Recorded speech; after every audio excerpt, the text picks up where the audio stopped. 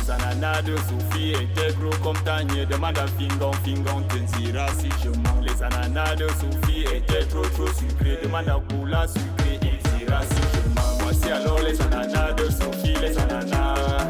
Les ananas de Sophie, les ananas. Si c'est alors les ananas de Sophie, les ananas. Les ananas de Sophie, les ananas consommés. Il y a quoi?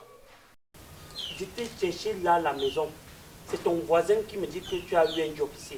Moi, je suis en train de pointer. Tu sais qu'avec le pays qui est devenu dur, là, il faut que quelqu'un essaie de se battre comme ça là. Qui prépare en plein air comme ça?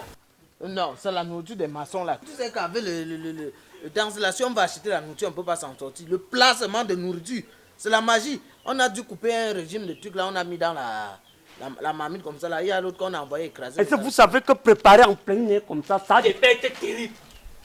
Vous savez pourquoi? Ça chauffe en bas, ça chauffe en haut. Vous pouvez avoir 10 litres de sauce. Vous finissez de préparer, vous avez 3 litres. Nous sommes d'accord. Maintenant, que le soleil a chauffé jusqu'à ça. Parce que ça chauffe en haut, ça chauffe en bas.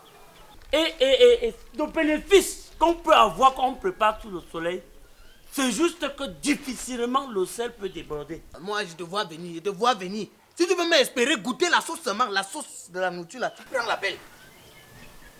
Mon type, je suis maçon. Je suis maçon. Tu n'es pas maçon, tu parles des inconvénients ou des avantages de la sauce. Tu as quoi voir dedans? Aujourd'hui, quelqu'un vient te voir, tu ne sais pas pourquoi il vient. Bon, tu me t'attends l'appel que je suis maçon depuis quand? Ton problème c'est quoi? Arrête le placer. On m'a convoqué à la chefferie, je ne sais pas pourquoi. Après la canne là, je ne sais pas ce que j'ai fait. Pourquoi on me convoque pour les histoires de la canne? C'est quoi le... Ouais. Oh, si le bâton te trouve ici, ce sera les problèmes. Et aide-moi à lire ça. Je ne sais pas pourquoi on me convoque. Mais apparemment, ils ont écrit ça ici. Ah, que je t'aide à lire? Non, tu vas me payer. Pour me lire un truc de 2 minutes. Quoi? Pour me lire un papier de moins de 2 minutes même. Ah, est-ce que tu sais que pour les affaires de 2 minutes, là, j'ai fait 7 ans à l'université pour apprendre ça? Mes pantalons, mes culottes sont tous déchirés ici. Je venais ici au quartier. Et dis que aide-moi pour les photocopies. Qu'est-ce que tu disais? Que va fréquenter, tu viens, on se retrouve au quartier, non? Moi, parce que je suis là. Je tourne le ciment, je tourne le béton. Voilà Vincent Aboubakar. Un seul but, j'ai entendu les 55 millions pour un seul but qu'il a marqué. C'est pas en 90 minutes. Moi, je ne sais pas si toute ta vie, même tu auras 55 millions là. C'est la connaissance que tu payes. C'est pas le temps que tu es en train d'acheter. 2 minutes de quoi? Ça dit que je ne sais pas. Hein? C'est vous qui parlez de la crainte de Dieu. C'est vous qui priez les témoins de Jéhovah. C'est vous qui êtes dans les églises de réveil. Mais pour accorder un petit service, mon service Kapimo, il faut à tout prix qu'on monnaie. Si ça t'énerve trop, tu portes la plaque. Tu pars, tu mets sur ta tête comme ça là. Tu marches avec. Tu dis que oh, je marche en protestation contre les gens qui connaissent lire. Ils ne veulent pas lire nos lettres. Tu marches partout, là, toute la République va connaître. Tu as entendu? Je ne lis pas. Elles sont marcheuses dans ce pays. Marcher comment? Elles sont marches. Si tu marches, on va t'arrêter. Tu as pris la moto pour te rendre ici. Si tu marches avec un truc comme ça, on va te prendre. Pardon, je suis en train de pointer ma journée ici là. Et si toi tu viens déjà prendre mon temps comme ça là, on me risque de mal me payer. Donc si tu n'as pas l'argent, pardon, tu pars. Moi je te dis, tu as combien? On va te donner 3 000. Ah, 3 000, il fallait dire comme ça. C'est quoi? Donne un peu. Tout ça est écrit ici dedans. Sauf que j'ai mes problèmes de yeux là. Tu vois la situation du pays ici comme ça là. Normalement, je devais être assis dans un grand bureau qui ne dit pas son nom. Moi, voici en train de tourner le béton comme ça. Tu penses que je vais gérer la frustration là comment? Plainte contre un de vos premiers. Plainte? Plainte contre un de vos premiers. On t'a porté plainte à la chefferie. En date du 5 février 2022, monsieur un de vos premiers s'est trouvé au bar de Sophie pendant que se déroulait la rencontre Burkina Faso-Cameroun. Oui. Au bar de Sophie, oui. Ah, dans une ambiance jubilatoire. Une ambiance? Dans une ambiance jubilatoire. Pour dire quoi? Ça veut dire que quand les lions donnent, tu jubilais dans l'ambiance. Ok. De vos premiers dans une ambiance jubilatoire, procéder à une soustraction de la dent de monsieur François Ier, artiste chanteur, par la mauvaise trajectoire de son coude. Ça veut dire que tu jubilais dans l'ambiance. Hein?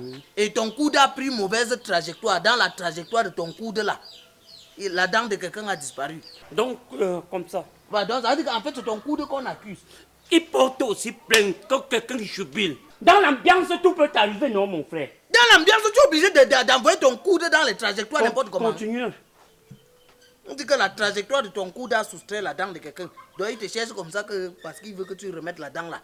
Je ne sais pas, peut-être c'est pour ça qu'il t'a porté plainte.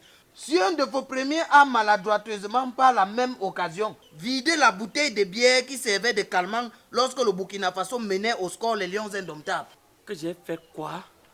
Ça veut dire que quand il avait pris la bière, hein, chaque fois que le Burkina Faso marquait un but, il buvait la bière, ça calmait ses nerfs. Ça calmait ses nerfs. Maintenant, un moment, quand ses nerfs étaient calmes, que les lions marquent, ton coude a pris la mauvaise trajectoire. Non seulement sa dent a disparu, la bière aussi qui servait de calmant, ça fait que les nerfs sont allés dans tous les sens. C'est pour ça qu'il est allé à la chefferie. Mon père, on dit souvent que dans la joie, dans l'ambiance, tout ce qui se casse ou tout ce qui se perd, on met ça dans les dégâts collatéraux. Mais tu fais les dégâts collatéraux, tu prends la bière de quelqu'un. Lui aussi pas porter plainte que pour une affaire d'ambiance. Quelqu'un fait une confusion de bière. Tu peux pas me porter plainte. Ah donc c'est la confusion de bière. Oui. Mais ça a causé une maladie grave. Parce qu'on dit que ce qui a donc conduit à la désertification de la gorge de Monsieur François Ier, auteur de la chanson Les Ananas de Sophie. Celui qui a chanté Les Ananas de Sophie. Ah, les ananas de Sophie étaient gros comme tanier de mana fingon fingon. Voilà. Ah, oui. Ajoutez à cela la perte d'une dent. Donc si on comprend ici là, donc ça veut dire que le désert s'est installé dans sa gorge.